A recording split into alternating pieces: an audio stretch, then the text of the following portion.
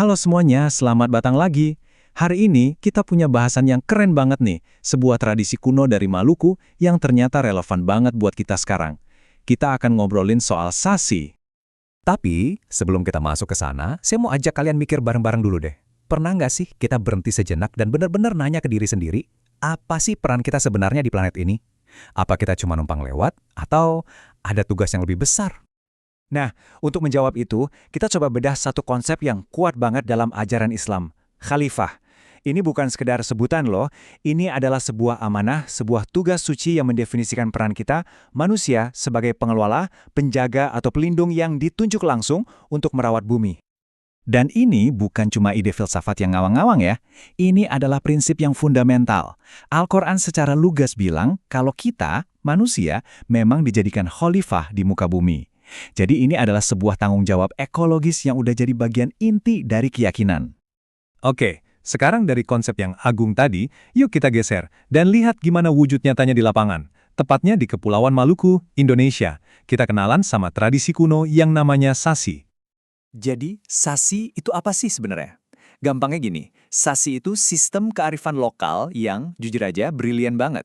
Ini adalah sebuah praktek di mana masyarakat bareng-bareng sepakat untuk menutup sementara sebuah area, bisa laut, hutan, atau kebun. Tujuannya, memberi alam waktu buat bernapas, buat pulih, dan berkembang biak lagi. Dan siklusnya ini elegan banget.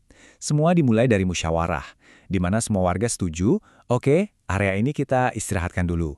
Terus, sasi resmi diumumkan. Selama waktu itu, nggak ada yang boleh ganggu. Alam dibiarin pulih total. Nah, puncaknya, pas sasi dibuka, seluruh masyarakat memanen hasilnya bareng-bareng. Keren kan? Sistem yang menjamin sumber daya alamnya tetap ada untuk jangka panjang. Nah, disinilah bagian yang paling menarik. Ternyata, prinsip-prinsip di balik sasi ini nyambung banget loh sama nilai-nilai inti dalam ajaran Islam tentang menjaga lingkungan. Coba deh kita lihat tabel ini. Keren banget kan cocoknya?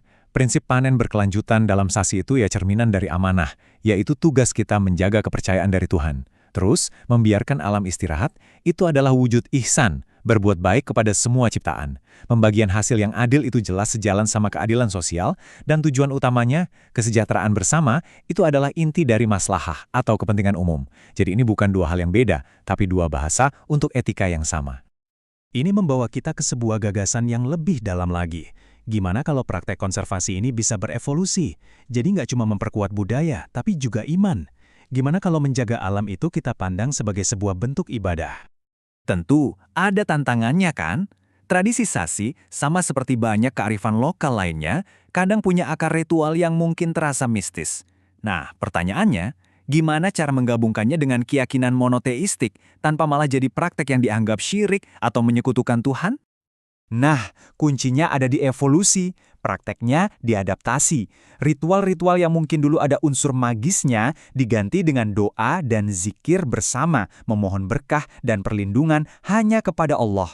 Cara pandangnya juga digeser, dari yang tadinya mungkin untuk menenangkan roh alam menjadi memenuhi tugas suci sebagai khalifah. Dari pergeseran inilah lahir sebuah konsep yang indah banget, ibadah sosial ekologis. Ini adalah gagasan bahwa kegiatan menjaga lingkungan, seperti sasi, bisa kita bingkai sebagai sebuah bentuk peibadahan kolektif. Jadi, menjaga alam itu naik level dari sekedar perbuatan baik menjadi sebuah pengabdian spiritual. Manfaat dari integrasi yang cerdas ini, wah banyak banget. 1. Kearifan lokal yang luar biasa ini jadi tetap lestari. 2. Keyakinan jadi lebih murni karena unsur-unsur yang berpotensi syirik dihilangkan. 3. Komitmen masyarakat buat menjaga alam jadi makin kuat. 4. Hubungan spiritual mereka dengan lingkungan jadi makin dalam. Dan yang paling penting, ini bisa jadi contoh keren buat komunitas-komunitas lain di seluruh dunia. Jadi setelah melihat semua ini, apa sih pelajaran besarnya buat kita?